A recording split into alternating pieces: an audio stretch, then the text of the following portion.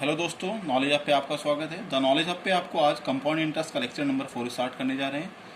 यदि लेक्चर 4 की बात करें तो लेक्चर 4 में हम कंपाउंड इंटरेस्ट में रेट ऑफ इंटरेस्ट निकालना सीखेंगे या ब्याज की दर निकालना सीखेंगे।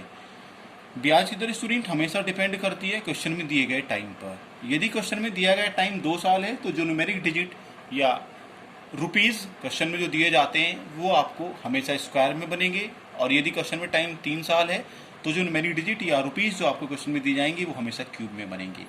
तो स्टूडेंट एग्जाम्पल लेके क्वेश्चन को समझेंगे। अब एक क्वेश्चन देखते हैं हम। If the amount is 2.25 times of the sum after 2 years at compounded interest compounded annually then find the rate of interest per annum is question mark. Question कहता है हिंदी में यदि बात करें कि यदि कोई धन स्वयं का 2.25 गुना हो जाता है 2 साल में तथा ब्याज की दर वार्षिक रूप से संयोजित होती हो तो ब्याज की दर ज्ञात करें।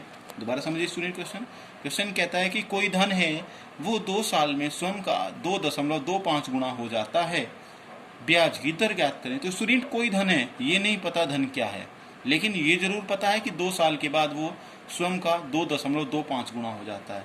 तो धन स्टार्टिंग में नहीं दिया तो स्टूडेंट हम अपने पास से कोई भी धन एज्यूम कर सकते हैं। नॉर्मल सी वैल्यू एज्यूम करेंगे तो क्वेश्चन ज़्यादा इजी होगा। हमने मान लिया प्रिंसिपल वो धन 1 था और स्वयं का 2.25 गुना हो जाता है, तो हो जाता है मतलब अमाउंट 2.25 रहा स्टूडेंट। अब हम क्वेश्चन को सॉल्व करते हैं। एक साइड में स्टूडेंट प्रिंसिपल लिख लेते हैं, एक साइड में अमाउंट लिख लेते हैं। प्रिंसिपल हमारा 1 हमने एज्यूम किया था, इधर लिख लिया, और अमाउंट हमारा 2.25 टाइम्स इधर रहा। डेसिमल हटा के 2 जीरो इधर बढ़ाया, ये 100 रहा और ये 225 रहा स्टूडेंट। और 100 को हम स्टूडेंट 10 का स्क्वायर लिख सकते हैं और 225 को 15 का स्क्वायर लिख सकते हैं।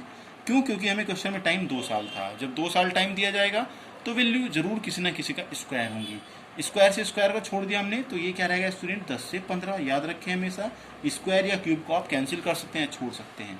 अब स्टूडेंट 10 से धन क्या हो गया? 15 हो गया। 10 से धन स्टूडेंट 15 हुआ। कितना इंक्रीज हुआ? इंक्रीज हुआ 5, और ये इंक्रीज ही तो हमारा इंटरेस्ट है। जो इंक्रीज वैल्यू हुआ वही तो इंटरेस्ट है। अब हम रेट ऑफ इंटरेस्ट निकालते हैं। स्टूडेंट देखिए 10 से धन क्या हो गया? 15। 5 इंक्रीज हुआ किस पर? 10 पर, इंटू 100। सो सिंपल, 0 से 0 कैंसिल, आंसर 50%। तो ये शॉर्ट ट्रिक बहुत आसान है, इससे आप क्वेश्चन को सॉल्व कर सकते हैं ब्याज की दर को।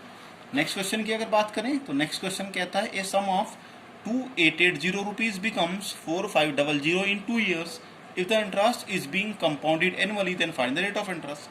कहता है कि 2880 रुपये का धन 2 वर्ष में 4500 रुपये हो जाता है। यदि ब्याज की दर वार्षिक रूप से संयोजित होती हो तो ब्याज की दर ज्ञात करें। दोबारा समझिए, 2880 रुपये का धन स्टूडेंट 2 वर्ष में 4500 हो जाता है। यदि ब्याज वार्षिक रूप से संयोजित होता हो तो ब्याज की दर ज्ञात करें। अब आप कहेंगे स्टूडेंट कि ना तो इसमें 2880 किसी का स्क्वायर है और ना ही 4500 किसी का स्क्वायर है। स्क्वायर इसलिए चेक करना था क्योंकि हमें क्वेश्चन में टाइम 2 साल दिया गया था, तो ये स्क्वायर नहीं है ना ही ये स्क्वायर है। तो स्टूडेंट ध्यान रहे, यदि हमें क्वेश्चन में स्क्वायर या क्यूब नहीं दिया तो आप उन्हें आसानी से बना सकते हैं, लेकिन हमें 2880 प्रिंसिपल दिया है तो हम 2880 इधर लिख लेते हैं स्टूडेंट, और 4500 अमाउंट में इधर लिख लेते हैं। अब हमने क्या किया स्टूडेंट? 0 से 0 कैंसिल किया, 2 से डिवाइड किया तो ये 144 आया स्टूडेंट, और ये 225 आया। अब देखिए आप, ये स्क्वायर बन गया स्टूडेंट 144, 12 का स्क्वायर है स्टूडेंट, और 225 15 का स्क्वायर है। स्क्वायर से स्क्वायर आप कैंसिल कर सकते हैं, और 12 से क्या बन गया? धन 15 बन गया। कितना इंक्रीज हुआ? 3 इंक्रीज हुआ। ये इंक्रीज वैल्यू ही स्टूडेंट इंटरेस्ट होती है। 12 पर धन 15 बन गया, 12 पर 3 रुपये का ब्याज आया, तो R is equal to 3/15 into 100, क्योंकि रेट ऑफ इंटरेस्ट को हम R से डिनोट करते हैं। ये से 4 टाइम्स कैंसर, और ये आंसर स्टूडेंट हमारा 25% बन गया आंसर। दोबारा समझ लेते हैं स्टूडेंट, क्वेश्चन क्या कहता है? 2880 रुपये का धन 2 वर्ष में 4500 हो जाता है। यदि ब्याज की दर वार्षिक रूप से संयोजित होती हो तो ब्याज की दर ज्ञात करें। 2880 रुपये का धन है स्टूडेंट, 4500 हो जाता है। अब आपको इसमें स्क्वायर नज़र नहीं आ रहा है, तो स्क्वायर नज़र नहीं आ रहा तो स्क्वायर हम बना लेंगे। 0 से 0 कैंसिल किया, ये 144 आया, ये 225 आया। अब देखिए स्टूडेंट, ये 12 का स्क्वायर है, ये 15 का स्क्वायर है, स्क्वायर से स्क्वायर कैंसिल, तो धन 12 से क्या बन गया? 15, 3 रुपये बढ़ गया। 12 पर इंटू 100 इज इक्वल टू 25%। ऐसी नेक्स्ट क्वेश्चन देखते हैं स्टूडेंट। क्वेश्चन नंबर नेक्स्ट देखते हैं।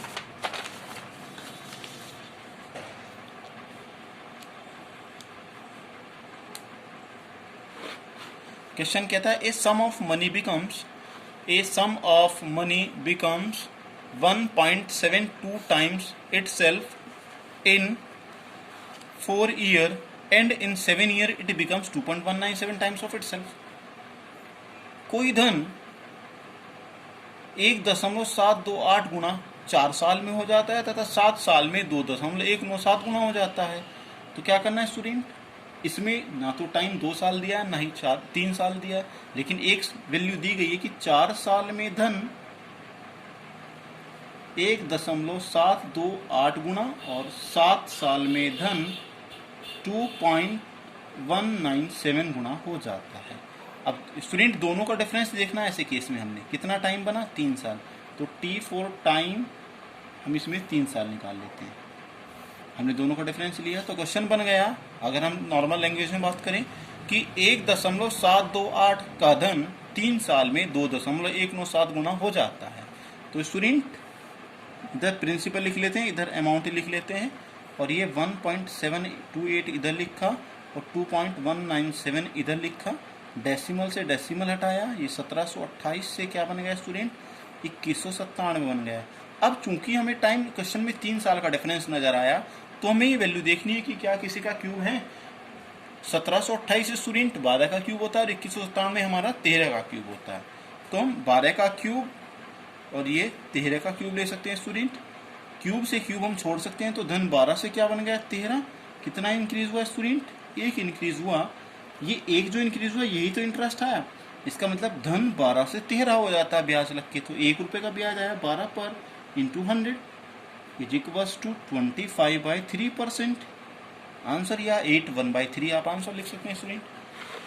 नेक्स्ट क्वेश्चन की बात करें तो नेक्स्ट क्वेश्चन फिर ये बनता है, at what percent per annum will be ₹3000 amounts to ₹3993 in 3 years if interest is compounded annually, then find the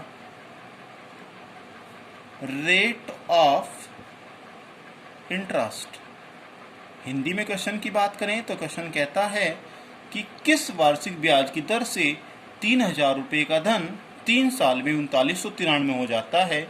यदि ब्याज वार्षिक रूप से संयोजित होता हो तो ब्याज की दर ज्ञात करें। तो स्टूडेंट 3 साल टाइम दिया तो किसी ना किसी का क्यूब होना चाहिए, लेकिन ना तो 3000 किसी का क्यूब है ना ही 3993 किसी का क्यूब है जो हम क्यूब रूट ले लें इसका। तो स्टूडेंट कोई बात नहीं, हम चेक करते हैं। वैल्यू कैंसिल करने के बाद हमारे स्क्वायर और क्यूब आसानी से बन जाते हैं। कितना धन था 3000 और कितना अमाउंट है 3993। अब टाइम 3 साल है, क्वेश्चन में दिया गया साफ साफ 3 साल, तो इसको कैंसिल कीजिए। देखिए 3 से डिवाइड किया तो हमारा 1000 आया क्योंकि हमें क्यूब बनाना था, और ये 1331 आया स्टूडेंट। इसको 10 का क्यूब माना हमने और इसको 11 का क्यूब माना स्टूडेंट। अब ये 10 से क्या रह गया 11। कितना इंक्रीज हुआ स्टूडेंट, 1 इंक्रीज हुआ किस पर 10 पर। तो R इज इक्वल्स टू 1/10 गुना 100 इज इक्वल्स टू 10% आंसर। तो एक क्वेश्चन और देखते हैं स्टूडेंट। कई बार क्वेश्चन में कंडीशन दी जाती है कि ब्याज अर्धवार्षिक रूप से संयोजित होता है। ये क्वेश्चन वो है। क्वेश्चन कहता है इस ए sum of 800 rupees becomes 926.1 in 1.5 year if the interest is compounded half yearly, then find the rate of interest। ध्यान से समझिए हिंदी में।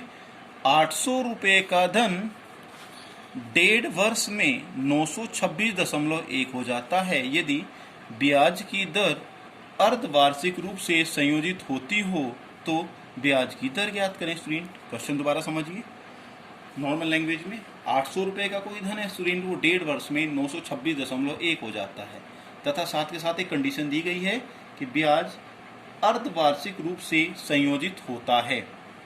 तो कितना प्रिंसिपल है स्टूडेंट 800 और अमाउंट कितना है 926.1 और टाइम दिया गया है हमें 1.5 ईयर।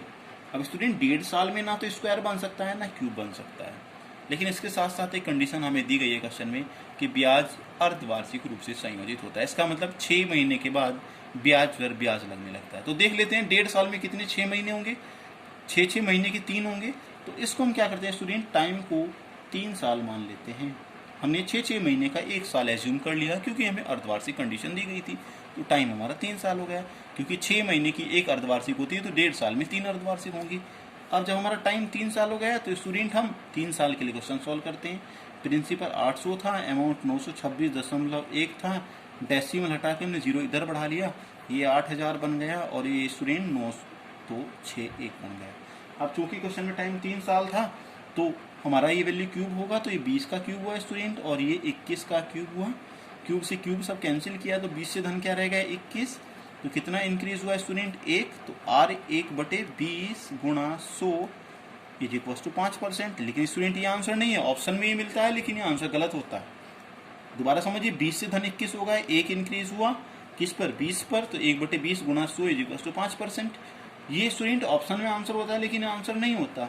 जहाँ कहीं भी अर्धवार्षिक का केस बने वहाँ जो आपका रेट ऑफ इंटरेस्ट सॉल्व करने के बाद आ रहा है उसको 2 से मल्टीप्लाई कर दें और जब हमारा 10% आ जाता है ये हमारा आंसर होता है। थैंक यू स्टूडेंट, इससे आगे आपको नेक्स्ट क्लास में पढ़ाया जाएगा। Thank you.